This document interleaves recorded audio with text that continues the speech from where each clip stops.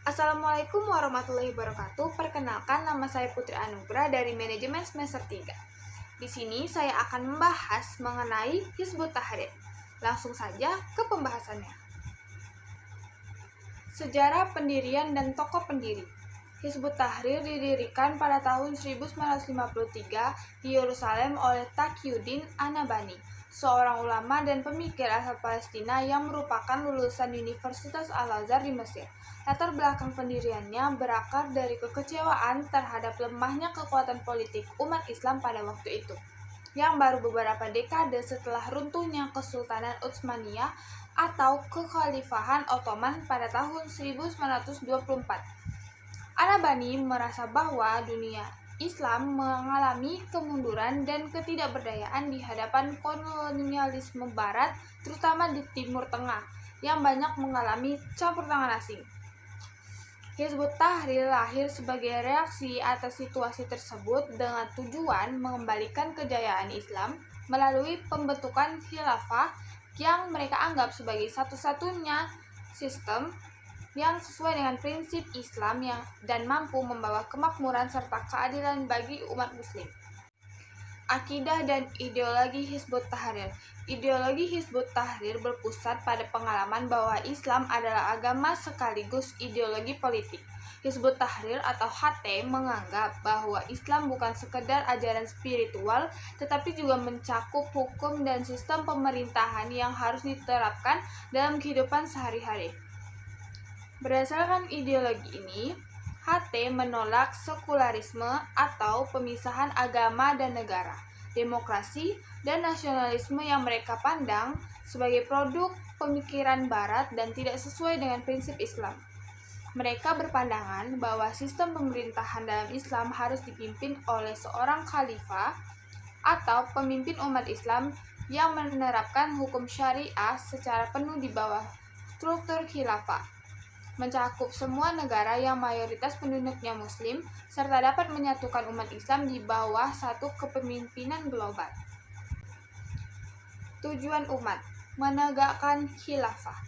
HT meyakini bahwa umat Islam hanya akan mengalami kejayaan dan kedamaian ketika berada di bawah naungan khilafah, sebuah sistem yang mereka anggap mampu memenuhi tujuan Islam dalam membawa kemaslahatan bagi umat.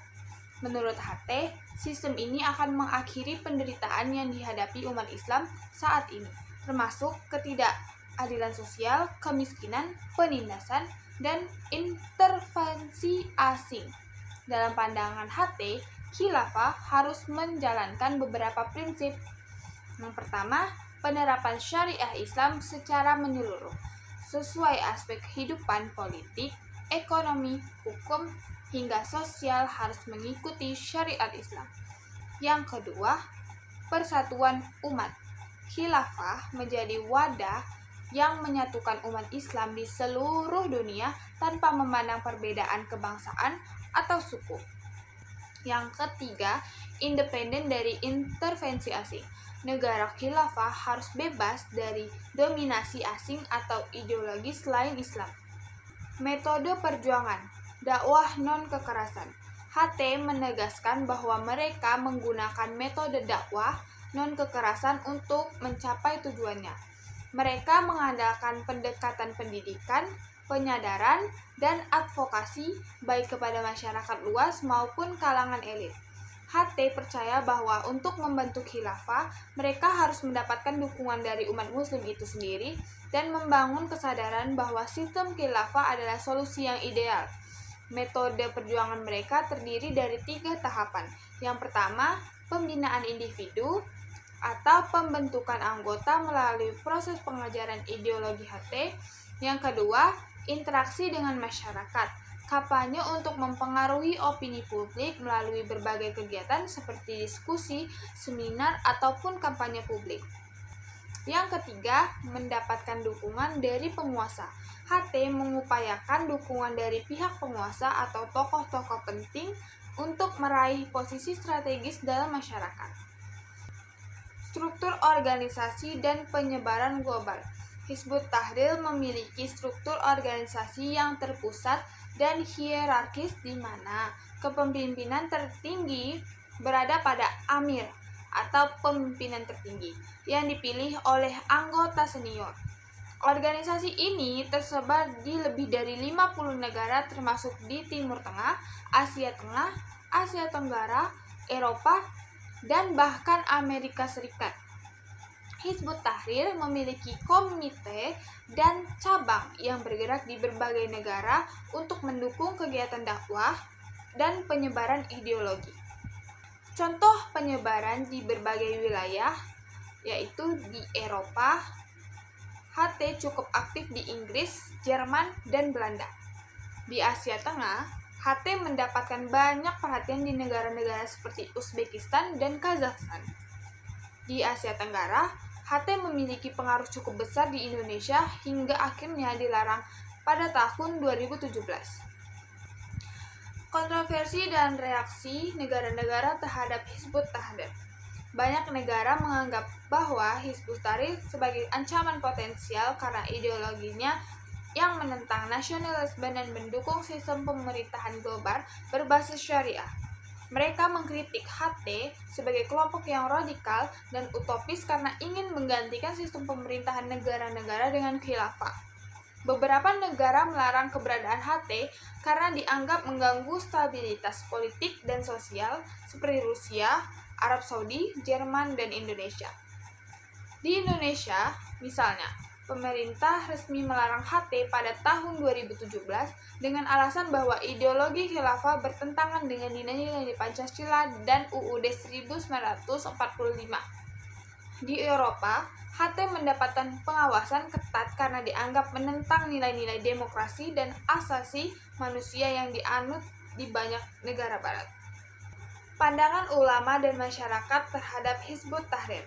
Pandangan terhadap HT di kalangan umat dan masyarakat muslim pun beragam. Sebagian ada yang mendukung ide khilafah sebagai suatu cita-cita umat Islam, tetapi tidak sepenuhnya sepakat dengan metode HT dan beberapa pandangan ideologis mereka seperti penolakan demokrasi dan nasionalisme. Banyak ulama dan tokoh Islam yang mendukung sistem politik yang bersifat nasional dan berpendapat bahwa penerapan syariah dapat disesuaikan dengan konteks negara modern tanpa harus mendirikan khilafah. Tantangan di era modern. Di era globalisasi, ide khilafah HT dianggap sulit diterima oleh masyarakat modern karena menuntut menghapuskan batasan-batasan negara yang ada saat ini. Dunia sudah terbentuk oleh konsep-konsep modern seperti negara-negara, nasionalisme, dan hak asasi manusia yang sulit digabungkan dengan pandangan HT tentang khilafah. Banyak kalangan memandang ide khilafah ini sebagai sebuah gagasan yang utopis dan tidak realistis, mengingat adanya kompleksitas geopolitik dan keberagaman agama serta budaya. Kesimpulannya, Hizbut Tahrir adalah organisasi politik Islam yang bercita-cita membangun kembali khilafah sebagai bentuk pemerintahan ideal menurut ajaran Islam.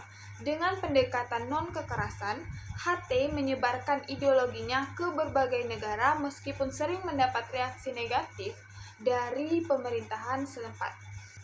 Pemikiran HT menekankan bahwa Islam adalah panduan lengkap bagi kehidupan, termasuk dalam aspek politik dan pemerintahan, tetapi ide mereka menuai kritik dari berbagai pihak yang menganggap tidak relevan dan sulit diterapkan di dunia modern.